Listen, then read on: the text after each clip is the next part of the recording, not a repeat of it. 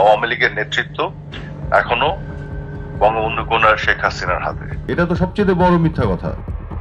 কলকাতার new town, প্রশান্ত রাস্তা, ঝা চকচকে শপিং মল আর আধুনিক ফিটনেস স্টুডিও। এই স্যাটেলাইট সিটির ফ্ল্যাটগুলোতে এখন চলছে এক অদ্ভুত নির্বাসনের নাটক। এখানকার বাসিন্দারা সাধারণ প্রবাসী নন, তারা হলেন বাংলাদেশের সাবেক মন্ত্রী, এমপি আর নেতারা, যারা দেশ থেকে হাজার হাজার কোটি টাকা লুটের অভিযোগে অভিযুক্ত। আর এই আরামদায়ক নির্বাসনে বসেই তারা করছেন দিনরাত কাজ। উদ্দেশ্য একটাই, ফ্যাসিস্ট খ্যাত শেখ হাসিনাকে আবার ক্ষমতায় ফিরিয়ে আনা। এই কর্মবীরদের মধ্যে অন্যতম হলেন সাবেক তথ্যমন্ত্রী মোহাম্মদ আরাফাত। তার নাকি এখন ঘুমের নির্দিষ্ট সময়ও নেই, কাজের চাপে ভোর আর সন্ধ্যার পার্থক্যই বুঝতে পারেন না। কি সেই কাজ? দেশের তৃণমূল কর্মীদের সাথে অনলাইন মিটিং আর ইউনূস সরকারের পতনের ছক কষা।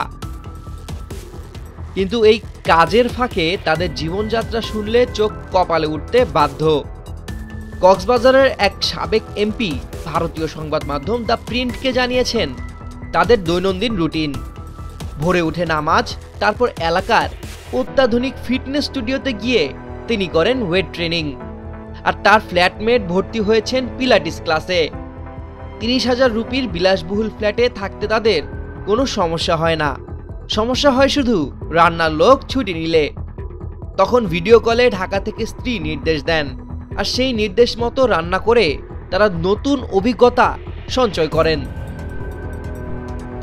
এই কঠিন সংগ্রামের মধ্যেই ঢাকার এক তরুণ এমপি আবার খুঁজে পেয়েছেন আত্ম উন্নয়নের সুযোগ।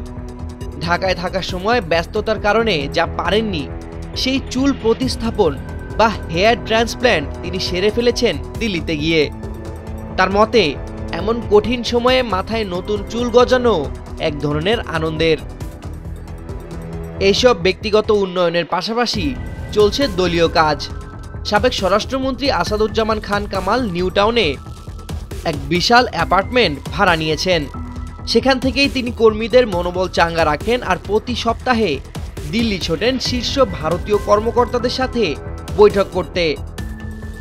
তবে 1300 নেতা তো আর তার বসার ঘরে জায়গা হয় না, তাই নিউ টাউনেই ভাড়া নেওয়া হয়েছে এক মিলিতভাবে ব্যবহারের জন্য একটি জায়গা। যদিও তারা এটিকে অফিস বলতে নারাজ, তাদের মতে এটি নিছকই একসাথে বসার একটি ব্যবস্থা। এই পিলাটিস, চুল প্রতিস্থাপন আর দামি ফ্ল্যাটের জীবনযাপনের টাকা আসছে কোথা থেকে? যে নেতারা দেশ থেকে হাজার হাজার কোটি টাকা লুট করে পালিয়েছেন বলে অভিযোগ, বিশ্লেষকদের মতে তাদের কাছে এই জীবনযাত্রা তো খুবই স্বাভাবিক। তারা মুখে বলছেন আমরা এখানে আরাম করতে আসিনি, কিন্তু তাদের কর্মকাণ্ড বলছে ভিন্ন কথা।